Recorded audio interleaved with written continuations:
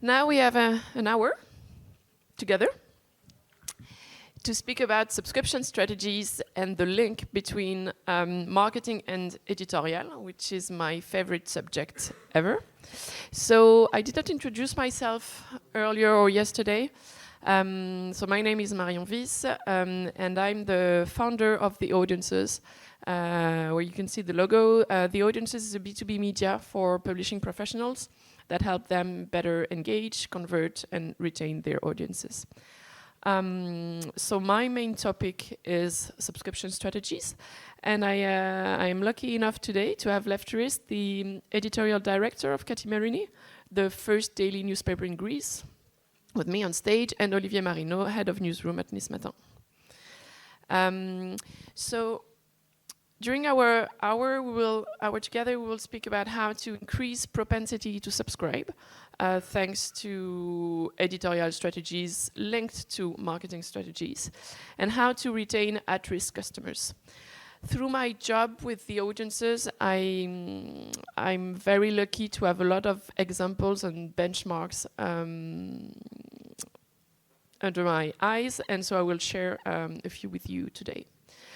So first, how do we increase propensity to subscribe? Well, when I proposed that topic to IQ Media organization, what I had in mind was this infographics.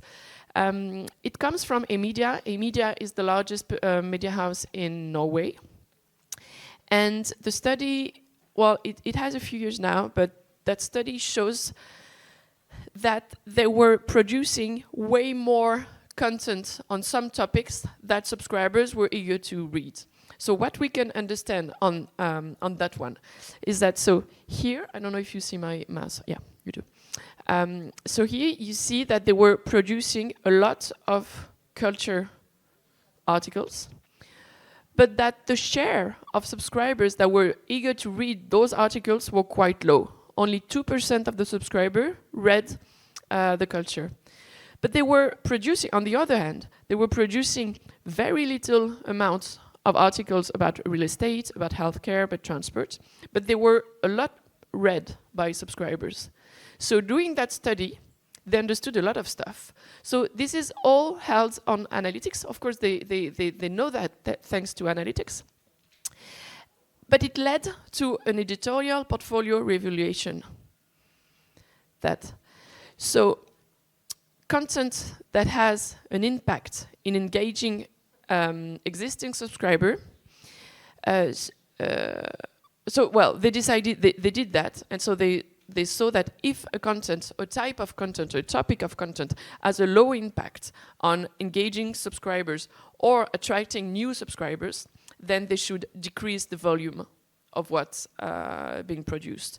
On the other hand, for the transport, healthcare, crime article, if readers like to read them, then they should produce more of them. So this is really the perfect illustration on how marketing and analytics can have an impact on newsrooms. I don't know if all journalists are really happy with that one. We have here, so Lefteris with us. Can you present maybe again Katimerini, and then you will tell us what you did on that one. Thank you, Marion. Hi, everyone. My name is Lefteris. I'm the head of newsroom and head of digital subscription program in Katimerini. Katimerini is the leading newspaper of Greece. We offer print and digital portfolio and a variety of other publications such as Vogue, travel, gastronomy. We have a long-standing relationship with the International Weekly New York Times, Disney, many publications, around 9 digital units, and many print magazines. We've been around over a century, and we hope to reach the next one. So if we can share more, yeah. Yeah, I wanted, and then I will launch you on what you did with the editorial strategy, which is fascinating. Who here knows the user needs model? Of course. Yeah, so some of them. The user needs model has been used and born and raised at the BBC, and Dimitri Shishkin is the one, I guess, who has worked the most about it and shared the most about it. What it says, that user needs model for newsroom, for news, that every reader has many needs. So for main, I want to know, so the facts, what are the facts? I want to understand what is the context of a news. How I want to feel, I want to have emotion, I want to feel, and do. I need to do stuff. And so on each of that fourth pillar, you have two secondary pillar. Know, keep me engaged and update me. Into the understand one, educate me and give me perspective. Sorry, my English is very bad today. Under the feel one, inspire me and divert me, and with the do, help me and connect me. And so you've worked at Catamarini with this model, and this is where you ended. Yeah, we adopt the BBC's model with the user needs. We identify the user needs and that are most, fell under a category of Καθημερινή content. We started with, with navigation. We said that we need to have a new UX, UI that elevates the experience of the user and the readers and is more easily to find the content that likes more. We had customization. Sorry for the Greek, I didn't have time to change that, but it says that the customization that you can create your own profile, you can save the articles that you are more interested to, you can have on and off on push notification alerts, get your the newsletters that you like more. Then personalized content you get from the algorithm from our main platform, which is Piano. Sorry, Marion. You can get some related comments, recommendations on the content that you like more, and then build a community of subscribers that can comment on the article. They can gift an article to non-subscribers Καθημερινή and have communication with our journalists, or follow only the journalists that they like. Like I'm following Lefteris Vitelas. When he's writing something that gets published, I get an email or a push notification. Then under the pillar of entertain me, we have introduced games, Sudoku, crosswords, and Wordmaster, which is our version of Wordle of New York Times.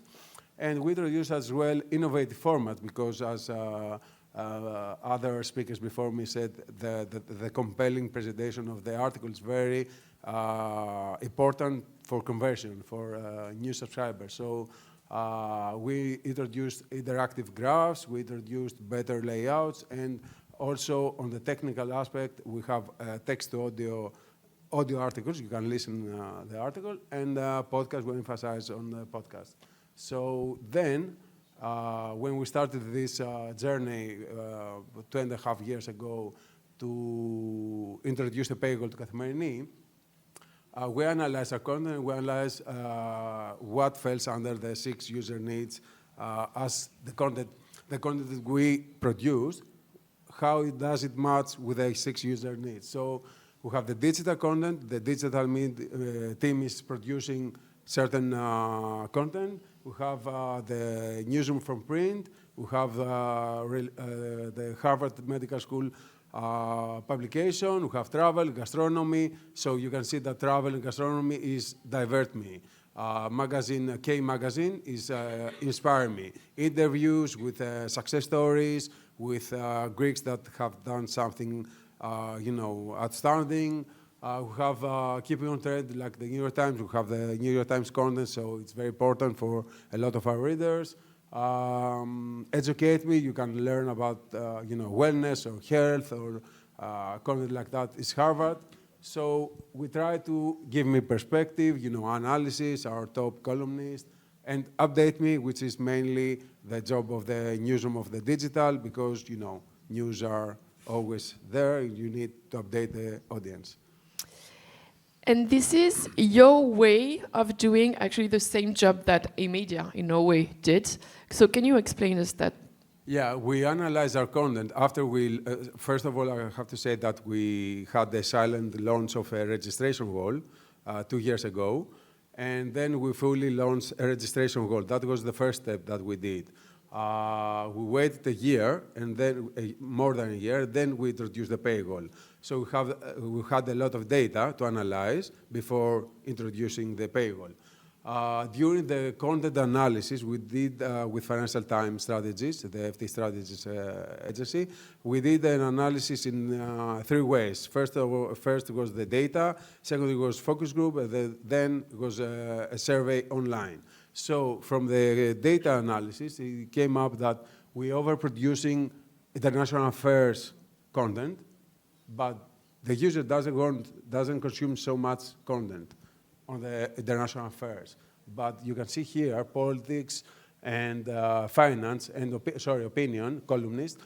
The demand from the user is higher than the content that we're producing. So this is an opportunity. You have to produce more content on these pillars, on politics and opinion, and culture and arts. But we are overproducing. I can see what it says here is here. Which one? Here it's news. News. So news is very low. We are okay. And so the main theory of that graph is that you have to tailor your content with the user, with the reader's needs. Don't overproduce content that no one reads. Stick to what you know and what the reader wants from you. What is your USP, what you are doing well.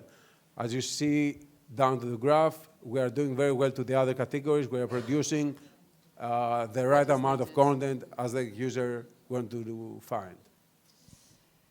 And that one? This one is after the launch of the paywall.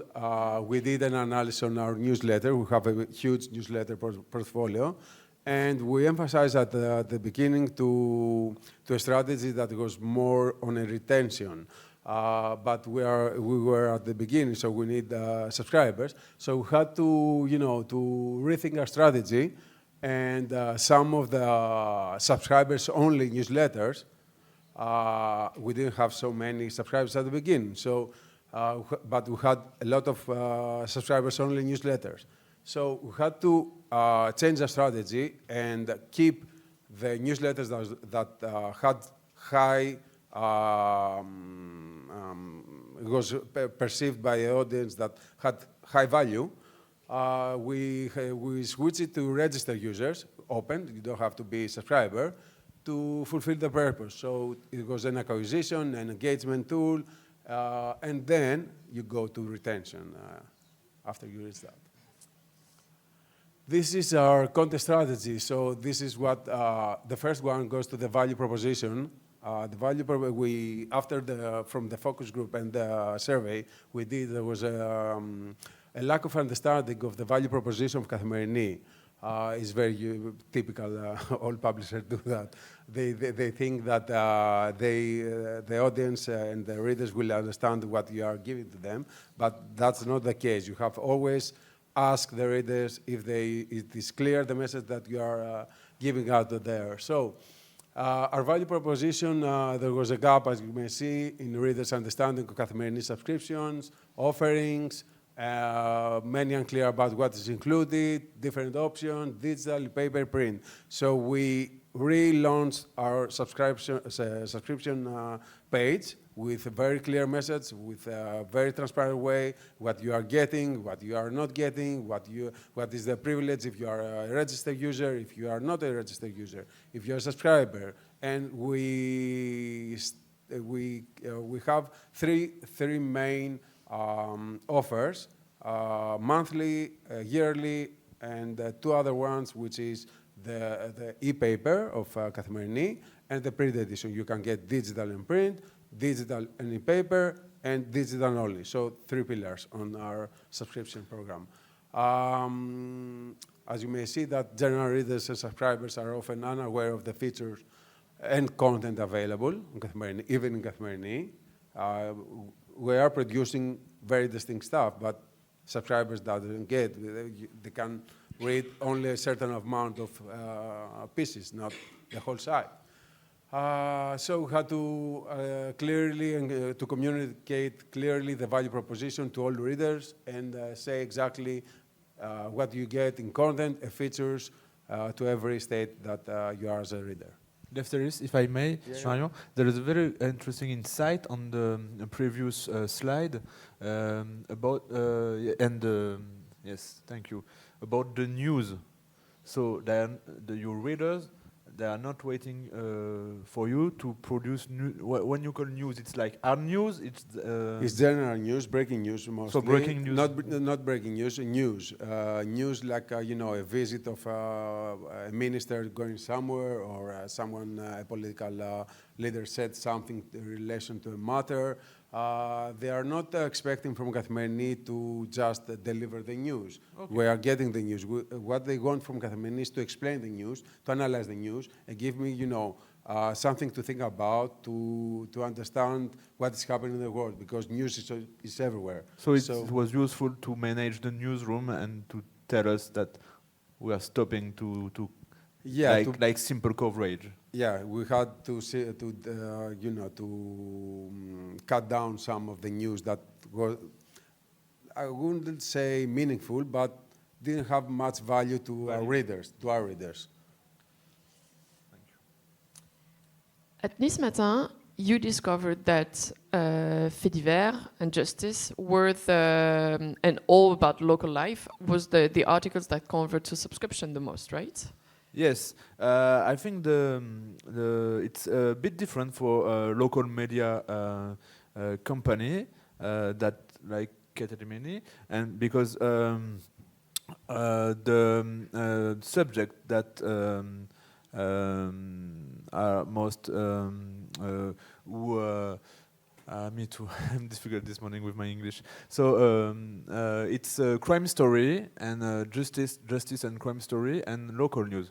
And often, when I was listening to a big newsroom explain how they develop their subscription program, they always thought that we don't make a subscriber with Faits divers or because it's non-relevant, or it's usually they said it's non-high value content, but in fact for local newspaper, it's your readers they buy you to read the Faits divers, and it was the same for always the same for the print. They say, oh no, I don't want to see Faits divers. There is too much crime story. But in fact, that's the first thing they read, and indeed, in our website, that's the first reason they subscribe. And so yes, we have to be very aware of this, and yes, so it's different that a newspaper like Kathimerini, and we focus on high value, and we have to focus on yes, stories and everyday stories. Yes. But how do you resist to the temptation of producing only crime stories when you know that they are the one that convert the most to subscription? It's easy to say, okay, let's do only that, but without having defined a value proposition, a mission, a why before. How's your newsroom reacting to that kind of KPI of statistics? Yes, it's not easy because, as I said, the image and the value image of crime stories are not very good. So you have to balance. Usually, I try to say we know that for the CEO, all the article, all the subjects have to go through the front page. And but usually crime stories didn't need to have a very good high exposition to work, because they work. There is social networks, there is Discover, so they will find the audience. So we try to balance, to put sometimes good and high value stories on the front page to work on the image. and knowing that it will be they won't come to buy this, but yes, you have to offer this proposition value even if it's not the first day consumer. Another example that I think was interesting, even though lefters, you think it's bullshit and it's not working, but this is a screenshot of a tool called Verity that has been developed in-house at News Corp organization in Australia. This is that tool, a content scoring. Sorry, so the journalists can copy paste here the title of the articles that they want to publish, and then the machine will say, with this title, this story has a likelihood to convert to subscription, to convert readers to subscription to blah blah percent. This is another example on how marketing can influence editorial choices. I'm not saying that it's likely to happen, and you think this kind of thing doesn't work. Can you explain why you think it doesn't work? I think that you can't put an algorithm. You can't get a feeling or a trend from a machine that there is likelihood to convert new readers to subscribers. But at the end, you don't know that this will work. You have to do the hard work, and you have to be data informed, not data led. You don't have to take decisions based on data, but based on, you have to be data informed, not data led. So the gut feeling of the journalist is very important as well, I think. But you can ask every journalist if that title gonna have a lot of engagement, and they will answer yes or no. They know that. So I don't know, but from my experience, machines that gives you some likelihood to subscribe doesn't work the way they say. I love your sentence. You need to be data informed and not data led. I think this is the key for sure. Another example that I show to student journalists when I teach about my stuff is that now we are able to follow which article converts to subscription or does not convert to subscription, where the people come from, what have they read, and then you can understand that people in that. So those are screenshots of Verity as well. We marketing teams, we are able now to track performances of articles at a very deep and very granular level. And I don't know if it's a good news that we can do that, but the reality is that we can do that. And so just what you said, Lefshers, is key. What do we do with all those data that we have? Should marketing team give them as they are to editorial team without any filter? Should editorial manager be a filter between marketing data and editorial? That's a huge question. Another kind of data that can inform newsroom is when are the articles read. So, for instance, at Nice Matin, you understood that traffic audience was on your website in the evenings and at weekends, and during weekends. But your newsroom, they work on weekdays and in the morning. So yes, so we realized because so our model is a balanced model because we are not on a subscription model. We are audience driven, and we try to balance between the audience monetization and subscription. So for us, the traffic coming from the Google, for instance, is very important. And so we monitor a lot of our CEO audiences and Discover, because we have a lot of traffic from Discover. And so recently we figure out that we have now the audience is almost the same during all the week. And we have some peak in on the Sunday, because people have more time to read, and they don't work, and so they can spend more time reading the news and reading stories. And because and yes, and yet during the weekend the newsroom is not empty, but almost. And so it's very important, because people that are here to read stories, and we have to feed them. So we have to think about it, and how maybe what we can change to address this issue. And so maybe we can, of course, we can keep some articles and publish them on Saturday and Sundays. And hopefully, I know that on Discover, articles can last 2, 3, almost 4 days. So if you publish it on Thursday or Friday, they can still be very on top on Sunday. And what we learned also, that we were publishing a lot of hard news and everyday news. And because of this, and because of Discover, the now long, not long story, but like evergreen story, or story we can you can read on 3 or 4 days after, they perform very well, and also they can before, when you were topping on search news, you have a high peak for maybe half an hour, 1 hour, and after it goes down. And now sometimes we have some articles with 2 million page view, and they are working 4 day long. And so it changed a lot the way the understanding of the audience, and the way we produce information. And yes, that's new topic to think about. Yes, and that's it.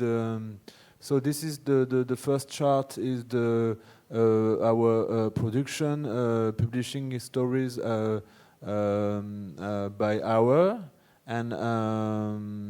and the audience. And so we can see that we publish most of our article at the morning, around 7 and 8, and so it meets the peak, the morning peak. But now on the evening, it's still a lot of people, and no article to read. Yes, and we don't publish anymore. And also, Sorry. if I can add, but it's also a bias of the newsroom, because the journalists, they want to manage the day, and if they had good numbers during the day, they say, okay, we made our day, and I will keep some subject for tomorrow, you know.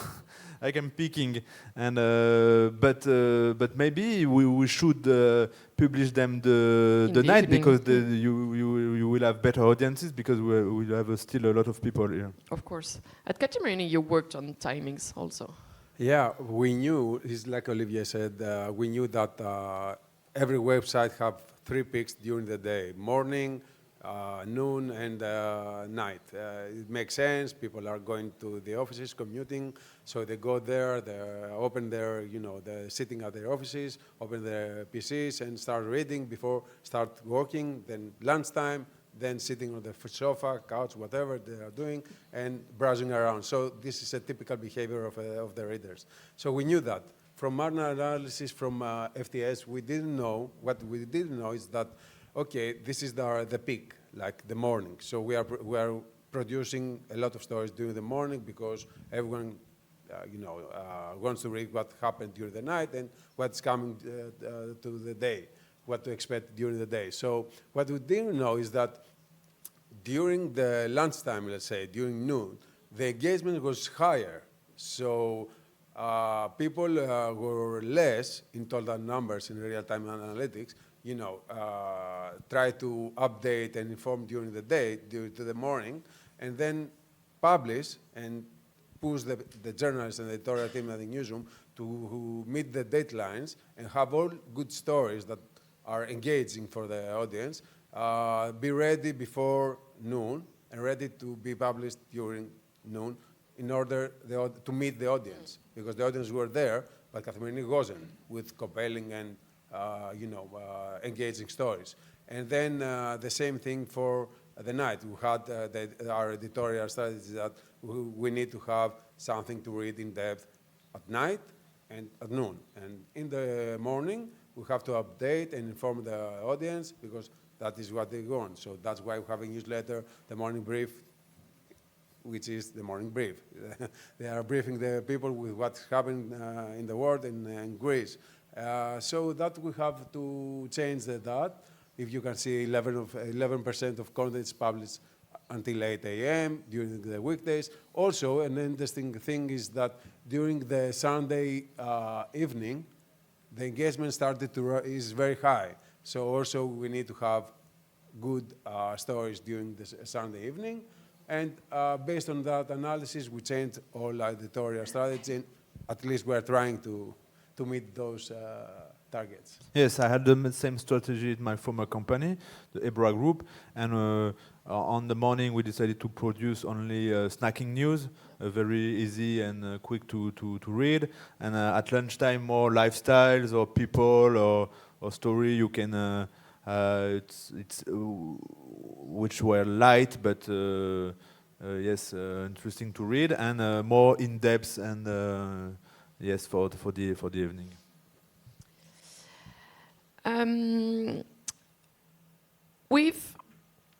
You've spoken a little about registration.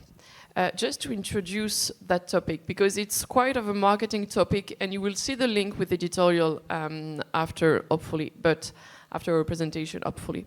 But you know that since a few years now, maybe 15 to 20 years, news media have shifted from a free strategy, having the journalism, the online journalism funded by advertising, and since a few years now, paywalls have risen everywhere, and so we happen to have a freemium strategy mostly. So some articles are free, some other are premium. So anonymous readers who don't pay anything can read the free ones, and subscribers can read the premium ones.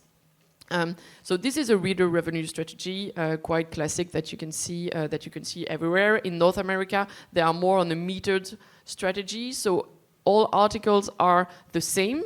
They are not. Some of them are free and some of them are premium. All articles are the same, but you have a metered access model, which means that you can access maybe 1, 2, 3 articles per week, per month, and then at some point you got blocked by the paywall and you have to pay. At Kathimerini, you launched how many years ago, your reader revenue? 2.5, February of 2023. Okay, so it's... Sorry, 1 year. Yeah, so 1 year. It's quite new. And what you understood, and maybe because you launched quite late compared to other media in the industry, in our industry, is that you understood that there was not only 2 status of articles or 2 status of readers, free, non-paying, premium, paying subscribers. You understood that they were somewhere in between the free members and the registered users. So can you explain us how you went to that conclusion and the strategy with your marketing? Yeah. So we introduced we did a silent launch of registration wall. It was very high. We had the meter. We still have a meter. From the content analysis, we found out that we had really super fans and super brand lovers of Kathimerini. They were reading on average 200 articles per month, and no barrier, no one stopped them. They kept reading. So that was around 4% of our total audiences representing, and they were making half of the page views of the total page views. So they were super engaged. So we launched the registration wall to target those super fans to see how they will react. So your registration wall, just to be clear, is a wall. It blocks access to content, and it asks for a free account creation. So it has what? Email address, first name, last name? We kept it simple, email address, that's it. And you get access to some newsletters, for free. And I think we started around after 40 articles. You have to read 40 articles per month. 40? 40. That's a lot. Yeah, I know. I said they were reading 200. Okay. So yeah, we started at 40 to see how they will react. And we had a good feedback, and they started to convert and do registrations. So we launched.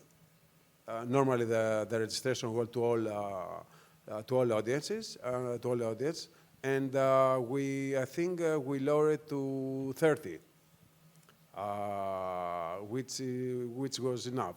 Then we had with FTS defining our North Star. Our North Star is our goal. What we're trying to do is to engage and have registered users 500. K registered users by 2026. This is important because you have a roadmap where you are going. This is important because registered users are reading 10 times more than unknown users. They are more engaged and they are more likely to subscribe to be subscribers. So that's why it's very crucial to have registered users. To convert them and achieve an average of 3,000 subscriber acquisition per month. To monetize, to grow digital RPU, RPU is average reader per average revenue per reader, and retain them to have 5% churn rate for paid subscribers, to have them as subscribers. Of course, you don't really know what is the perfect path to those goals, do you? Yeah, no, if I did, I would be here, I would be somewhere else. Taking long vacation. So we started doing hypotheses. We identified 105 hypotheses for the next 3 years, things that will, convert readers to register, to subscribe, to subscription, to pay for newsletter, to have micropayments, to have 105 hypotheses, because many more. This is what we kept to do A/B testing, to experiment, to introduce to the audiences, and to our readers. So that was one of the first steps we did. And the results so far? Yeah, the results so far, we have over than 150K registered users, which is in 1 year, it's impressive. Huge success, yeah. We exceeded the initial 6-month target for subscription number. We have positive feedback from our readers, especially when we clarified our strategy and we went more transparent, not transparent in a way that we didn't tell anything, but make it more clear messages. So we have also positive effect in print subscription because they get print and digital. New content formats attract younger and female audiences. We have large, I think we are one of the publishers that have so much female audiences. Very crucial to de-anonymize the readers. This is the most important. The most important, yeah. In a cookieless world, is the most important. And that helps the commercial department because it goes to grow the RPU. Pretty much that's registration. Our goal. I wanted to emphasize on that one because registration is the pole child of a lot of strategies. Still, maybe you agree with me, and not so many media houses has embraced that opportunity of de-anonymizing audiences, and. This is my friend, Max Leroy. He is the VP product at Politico, and he used to work at the New York Times. He told me last year that we always talk about the New York Times 10 millions of subscribers, but we always forget about the 100 millions of free members. A free member at the New York Times is someone, so as you can read, didn't pay a dime, but is subscribed to the newsletter. We've seen I've been helping, I don't know how many newsroom media houses to launch paywall strategies. And each time, we see that free members have a way higher propensity to subscribe than any of the other cohort of users, of anonymous users. So those are false figures. This is just for you to understand that when you get to convert an anonymous reader to a free member, you increase by a lot your propensity to subscribe there. Jo Holdaway, she just changed up, but she used to be the marketing director at The Independent. And she told us that anonymous readers at The Independent read 3 articles per month, when members read 33 and subscribers 185. So you see the engagement, the reader's engagement is growing as the status of the reader. This is why we've seen that kind of strategy blooming everywhere. That was not a play on words with Bloomberg, but so now at Bloomberg, if you want to access article at first, you are being asked to create an account, and then you can access an article. This is another example. Those are one of our clients at Le Point. So at Le Point, you said on the first article you should create an account before accessing our article. So if you create an account, then you have 3 articles offered. So it's registration wall, then metered, then paywall. Alternative Economic, same strategy. If you want to read, you must create an account. So give your email and choose a password. And as you can see, all the fields are directly inside the registration wall, and you don't have to click, go onto another page, create the account, go back. You do all the stuff inside the wall. Another example at the WASHPO, whether you subscribe to access the content or you create an account. And we see on that example that subscription is being used as a don't choose option, as a repoussoir for subscription to get the data of the reader.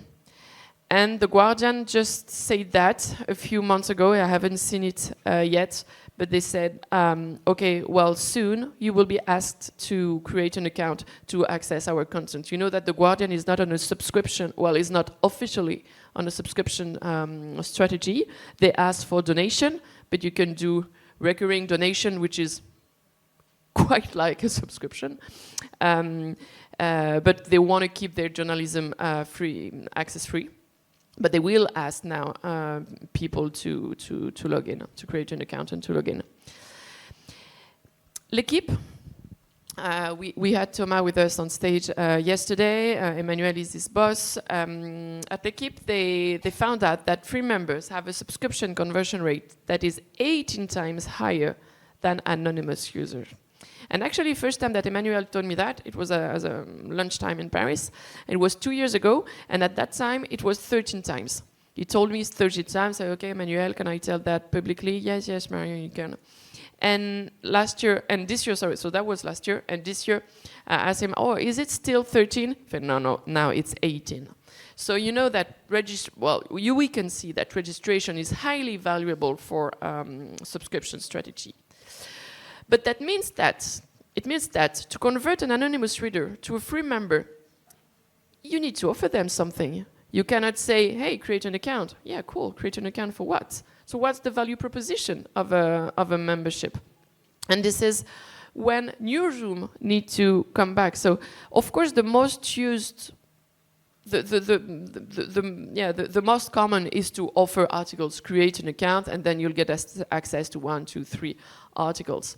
So that can be content, but that can be also all the UGC, user-generated content that you can offer access to. For instance, on Le Monde, you need to be a subscriber to post a comment or to interact with other members through debates, for instance. That can be thanks to forums. That can be UX features. you need to be a free member to be able to save content for later, to continue the content where you left off, maybe on your phone, and then you want to continue your reading on your desktop, or download some content and some slides. If you want a special personalized feed, personalized recommendation, being part of the community, being in a WhatsApp group, for instance, participating in events, interactive content. How did you think of your free membership offer? When I create an account, what do I have? So when you are creating an account to Καθημερινή, you get some UX features and content. So our strategy was to have the same pillars as the user needs to the value proposition. So you get one game for free if you are a member that goes to entertain me and engage me. So you get around 10 newsletters, premium newsletters. I mean that are with bylines and things that you where to eat, is gastronomy, or what to do around the city, or interviews with success stories, morning brief, breaking news, stuff like that. And you get now it's 7 articles for free. Before 7. Yeah, at 7 articles you need to register, and then you get another 30. So that's 30. Okay. And us, we try to have a different approach. Depends of the device. For instance, we had a new app, and we developed the registration, free registration by UX, and so to offer the bookmarks or the personalization, but we try to do it in the soft way, so it was not a hard onboarding. The onboarding was in the navigation with pop-up or sticky banner. So if you want to have the personalization, you have to register, and if you want to have the bookmarks option, you have to register. But actually, we realized that most of people didn't do it, and so maybe the UX was bad. Maybe you have to rethink about the UX, but it's interesting because and we had some issues with this because of no personalization. We had problem to address the ads because we are local news media, so advertiser want to address and having the postcode, for instance, of the readers would be very useful for your ad team. Yes, it would be useful, but we only address it by personalization, and I want to read the news from Cannes or from Toulon and from Nice, but in the end they didn't use the feature. So we have to think it again, and maybe going by hard onboarding to personalize before access to the content. And thank you for the translation. Just a few examples of value proposition. This is from Blick. This is a title from Switzerland. So before launching their premium offer, which is called Big Plus, they understood that they needed an in-between step that was free membership. And what they did is that they organized a very fun stuff about 26 summits. So they are Swiss, there's a lot of mountain in Switzerland, as you know.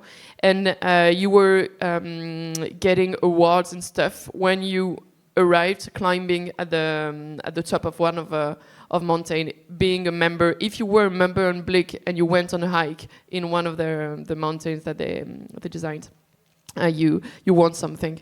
They organized a lot of raffles also, and if you wanted to participate into raffles, you had to create an account. Another example was 20 Minutes in France. 20 Minutes is widely known as a free, totally free news title.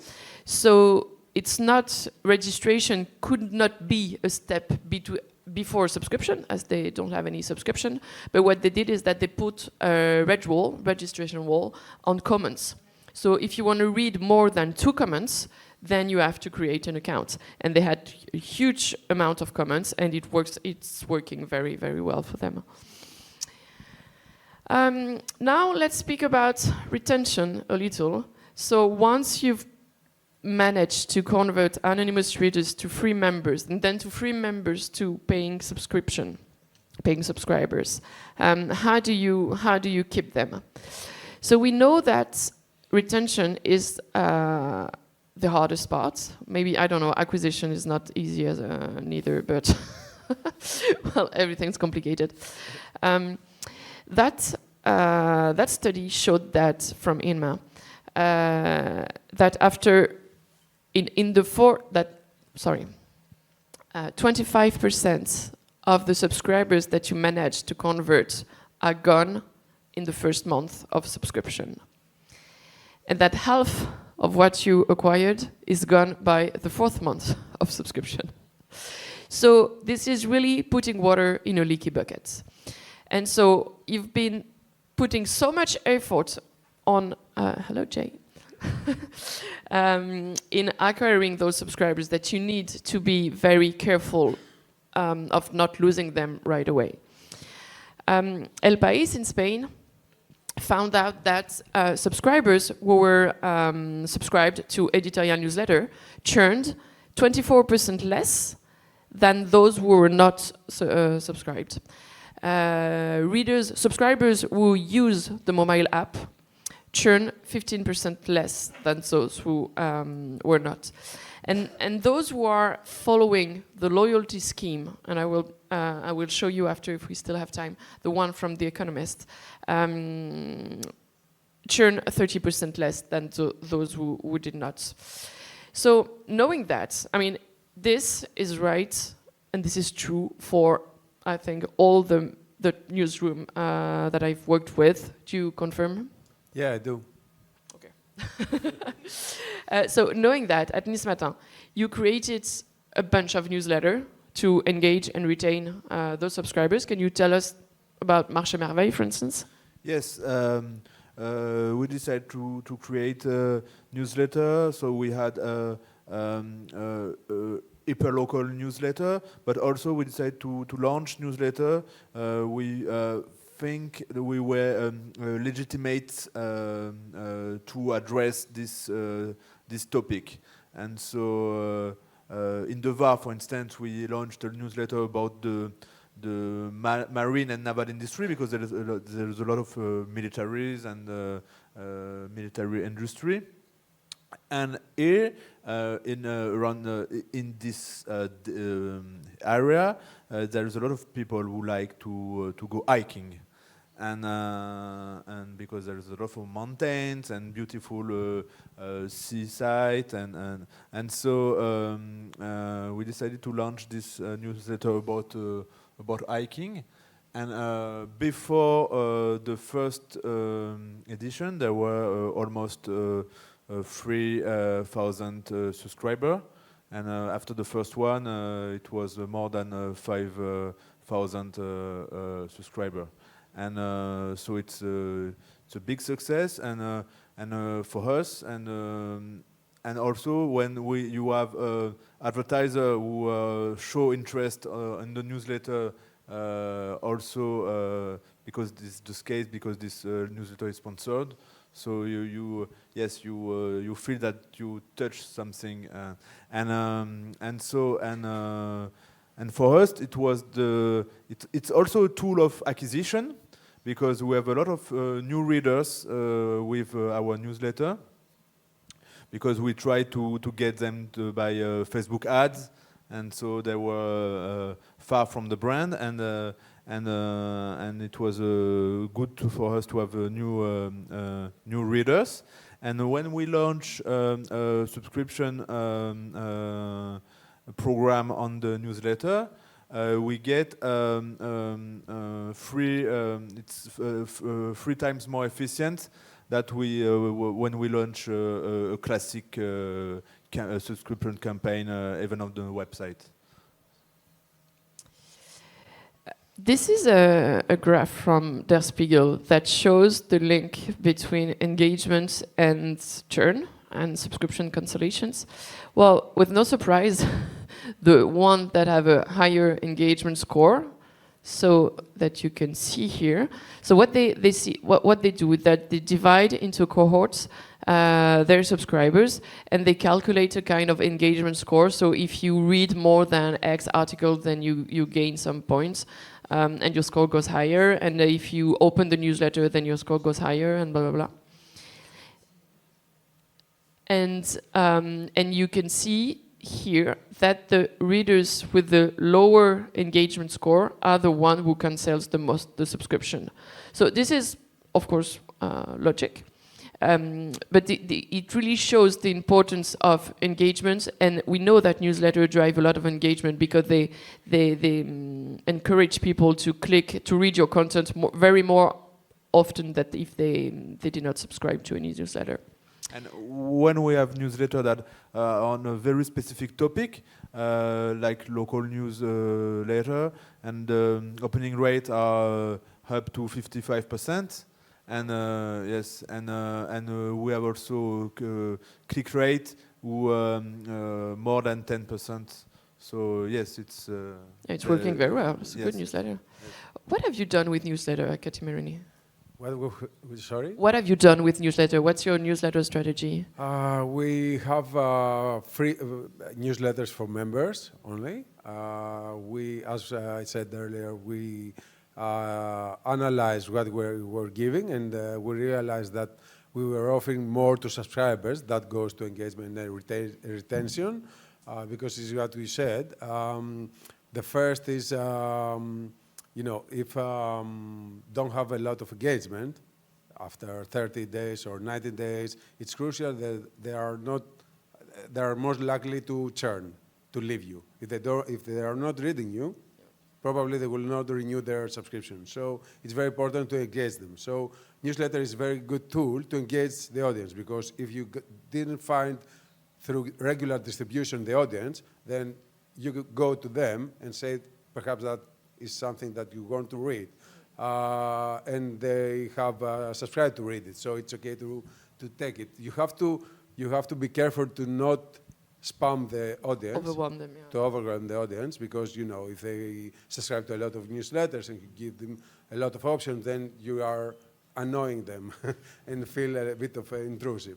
But what you said is the engagement is very, very crucial for subscription and registration. What we've seen across our studies is that the profile of a high-value reader, and so of a loyal subscriber, is almost the same everywhere. It is someone who reads more than X article per month. It could be 5 on a magazine, for instance. It could be 100 for a daily newspaper. But and this is not about visits. This is really about articles read. Those are people who turn on push notifications so that they get alerts on their smartphones each time a big news happens. There are people who comment the article or join the conversation, join your WhatsApp group, your Slack group, your forums, any kind, or you participate into your debates, any kind of interaction that you might offer on your website.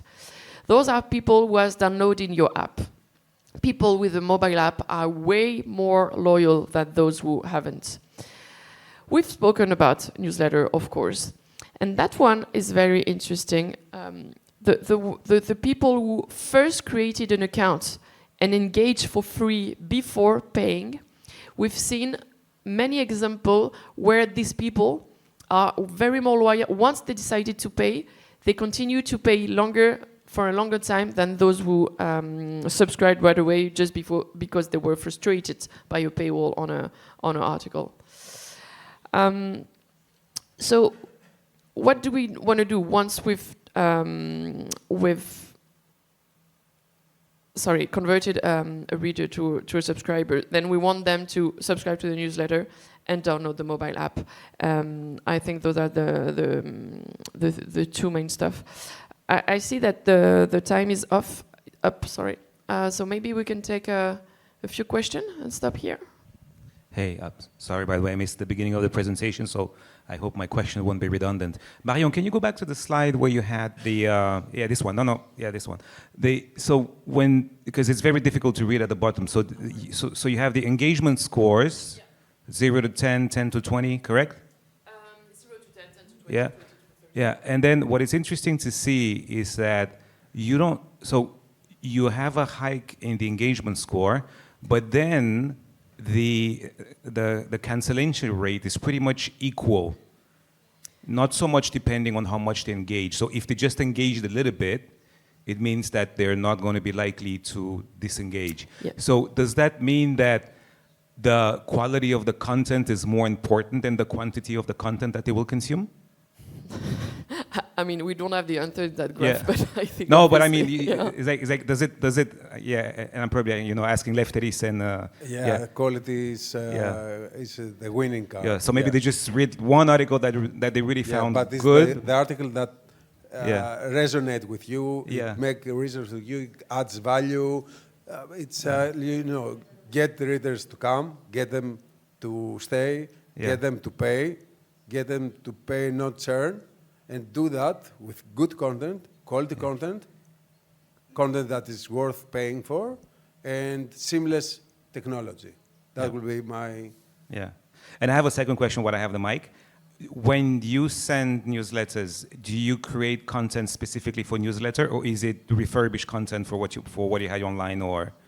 Yeah, we have regular, let's say, newsletter like more brief, breaking news, stuff that is more like every publisher has. But we do have for members specifically written articles and newsletters for the members. They were introduced now, they were before. And we have for subscribers only newsletters by well-known in Greece columnists. There are subscribers only in culture, in opinion, and surveys, in wine, because we like France people, wine as well, and gastronomy. Yeah. Those are for subscribers only because they have more value. They get it from top on their expertise, authors. So yeah. All right, thank you. And we create specific content for our newsletter. Okay. And what was interesting that we create a political newsletter for the presidential election, and by the end we continue to produce weekly for just political content. And I said, but the quality of this newsletter is incredible, and we have to use it. And we have to use it on the print. And so now we built a new format, new newsletter for political content, and now it's on every Sunday. It's on 2 pages of the in the newspaper. Okay, thank you very much for this very nice discussion. I have a question about the people that decided to leave the subscription. Yes, actually there are many predictive models out there, like the ones that usually the banks do about the loans and how we pay and if we are able to pay or not.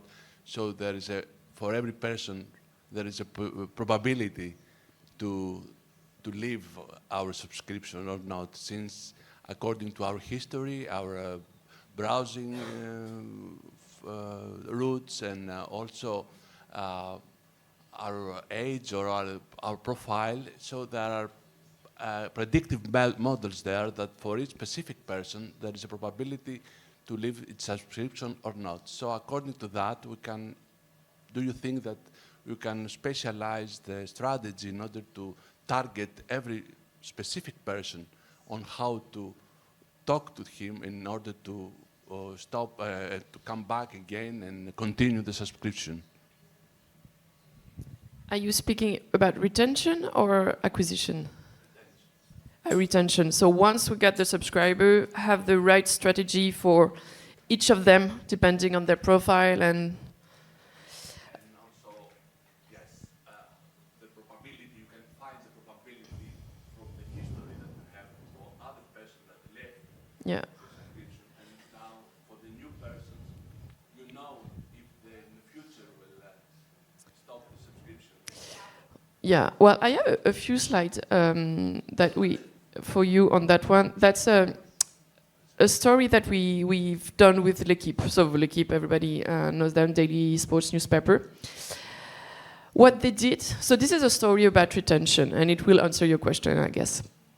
So what they did is that 2 years ago, so 2 years, 1,000 days before the Olympics, yeah, they decided to launch a super discounted offer of, it was €2.24 per month during 2 years until the Olympics. And during the Olympics, the offer stopped, and the price of the subscription rose to almost 12 euros per month. So that was almost times 6 the price. So of course they were very, very worried that they will lose a lot of subscribers at that time, and they were, I think, right to be worried.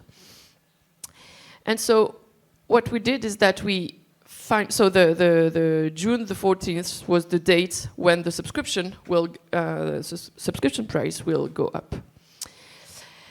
And so they made a study first, what makes a subscriber stay loyal? What we've seen, what they've seen inside their subscribers database is that the most loyal are the one, and you will see the exact same stuff that we've been presenting earlier, are the ones who possesses the mobile app, and who reads content inside the mobile app, of course, that are subscribed to premium newsletter, that reads long-form articles, so it's called L'Equipe Explore, and those who watch videos.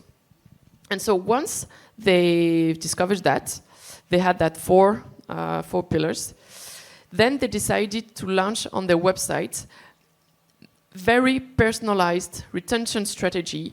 So they had so many cohorts, but on this specific offer, which had the prices we will raise a lot in one time, they say, okay, did you ever subscribe to my newsletter? No. Okay, then I'm going to show you a banner to encourage you to subscribe to that newsletter. Do you have the mobile app? Have I ever seen you on the mobile app? No. Okay, then I will show you a pop-in or a banner to encourage you.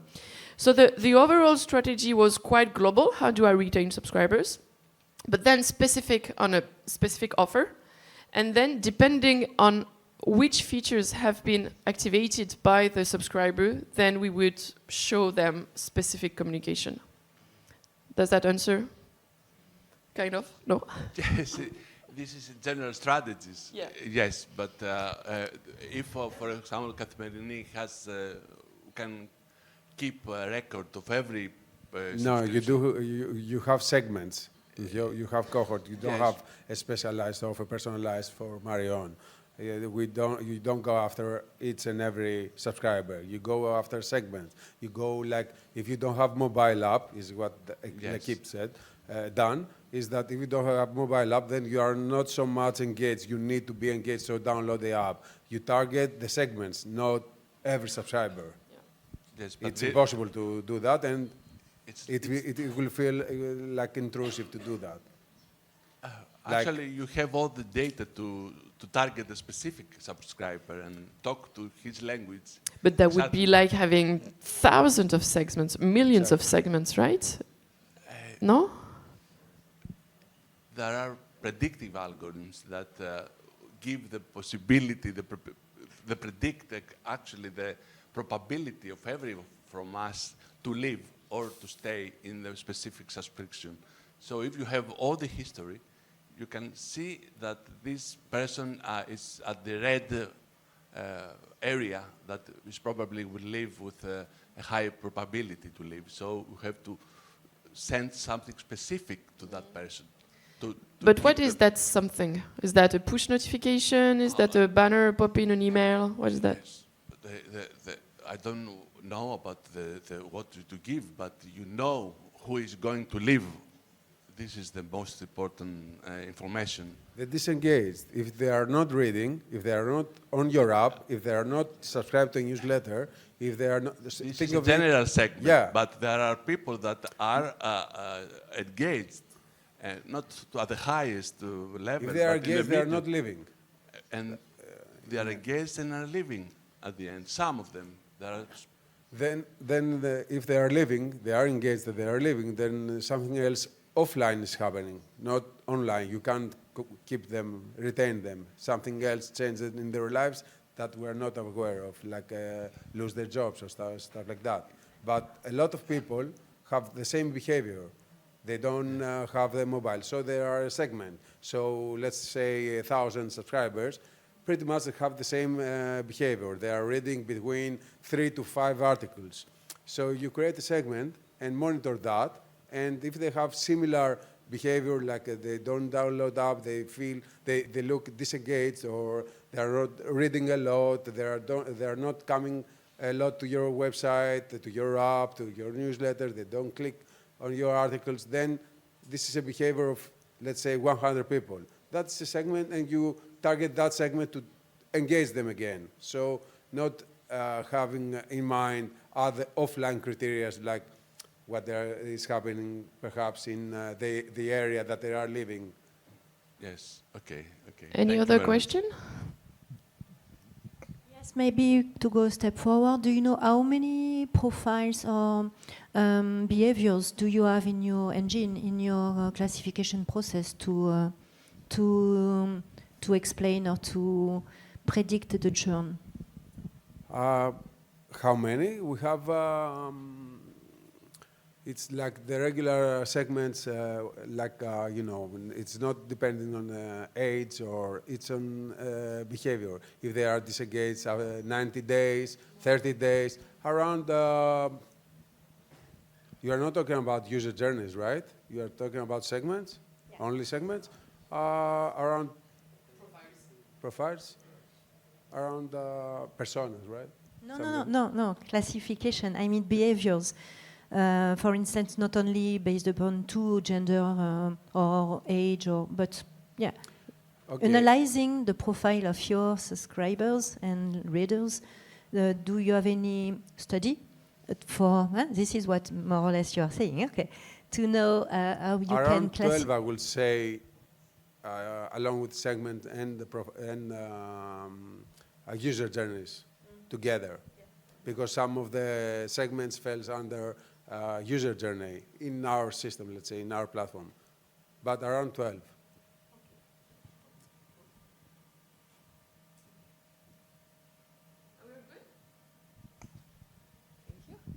Then this is lunchtime, and we meet again this afternoon for workshops.